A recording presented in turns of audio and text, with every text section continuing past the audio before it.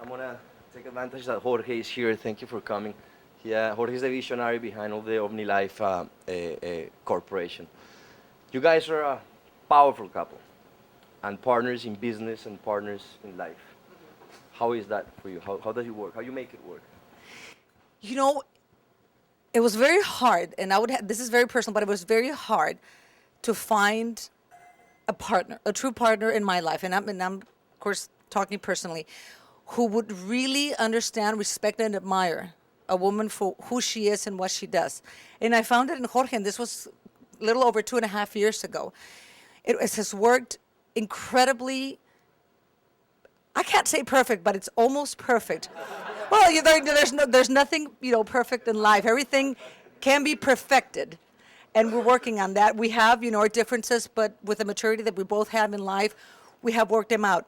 Jorge and I have different talents, and we respect each other's talents.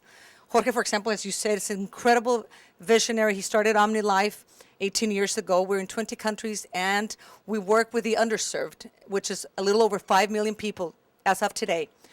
And I do the administrating, the finances, and Jorge doesn't get into that area because he respects, and knows that I'm doing a great job there, and I know that I'm doing a very good job there as well.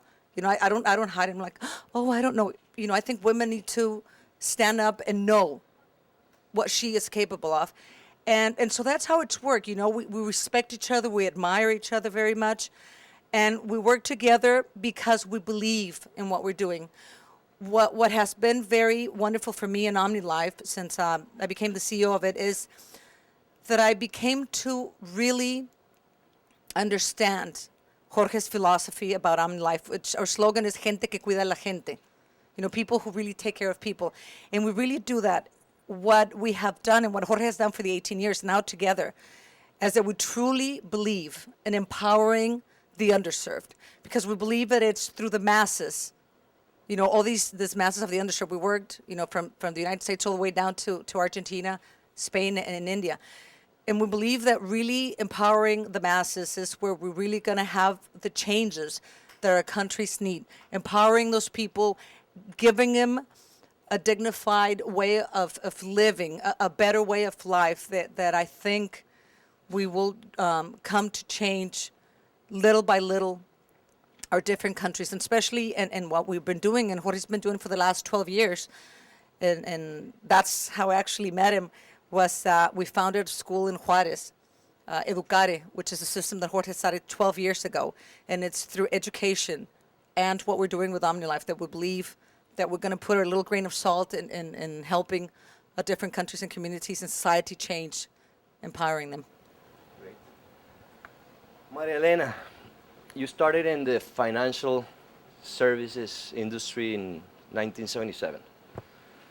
Could you imagine at the time that a Hispanic woman will be the chair of JP Morgan Private Bank and in the front cover of the Wall Street Journal? I never thought about it.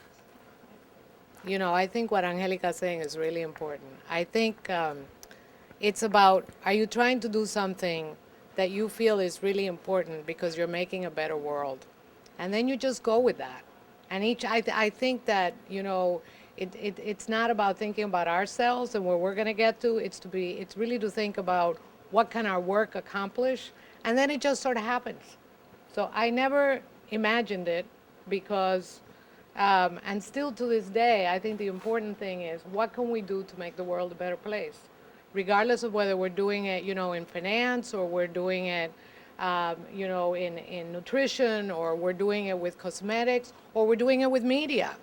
I think that really people who achieve are really usually not thinking about themselves. They're thinking about something much, much bigger than themselves. And I think that has a life of its own that then takes over. Some of the wealthiest people in the world trust you with their fortunes. How do you do that? How do you gain their trust? If I knew that, I'd bottle it. Well, I do think that, at the end of the day, and I hope we do things to earn the trust of these families every day. Because I think, there used to be that commercial, I forget what airline it was, that says we earn our wings every day. We have to earn people's trust every day.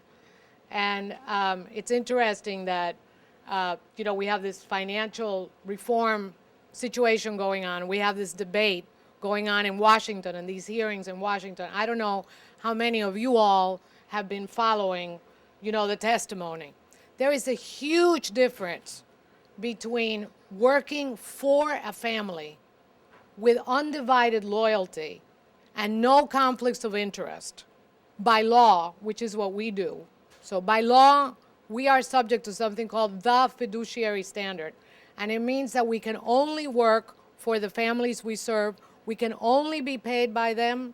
We can't be paid by anything else. So there's a legal structure as well as a business structure that actually helps that trust happen, as opposed to how most firms work, which is under something legally called a suitability standard, which basically says, if I create this product and I think that at this particular time it might be good for you, it doesn't have to be the best for you. It doesn't have to be the most appropriate for you. It doesn't have to be the cheapest or most effective for you. If it's just right for you in one way or another at a point in time, I can sell it to you. This is what's going on in Washington. It's hugely, hugely important, because what's really sad is that most people, whether they're wealthy or they're not, if they have to deal with the financial services industry, they have lost so much trust. This issue of trust is huge, that it's very dangerous. Because if you're trying to create healthy capital markets, investors have to have trust in the institutions and the people they work with. And frankly, and I hate to use this as a political statement, but frankly, unless there is a standard that really helps people understand the difference between whether people are working for them as clients or whether people are selling the things that their firms produce, and it's clear enough that people can make those choices, there's a disaster waiting to happen, and that's what has just happened. So I think it's about the quality of the people. Trust is about the quality of the people, but it's about much more than that. It's what is the business model that you work under? What is the legal standard that you work under? And really, there are only 4 types of advisors that have a standard that is that fiduciary standard. And if you hear the senators yesterday, they were trying to get at that.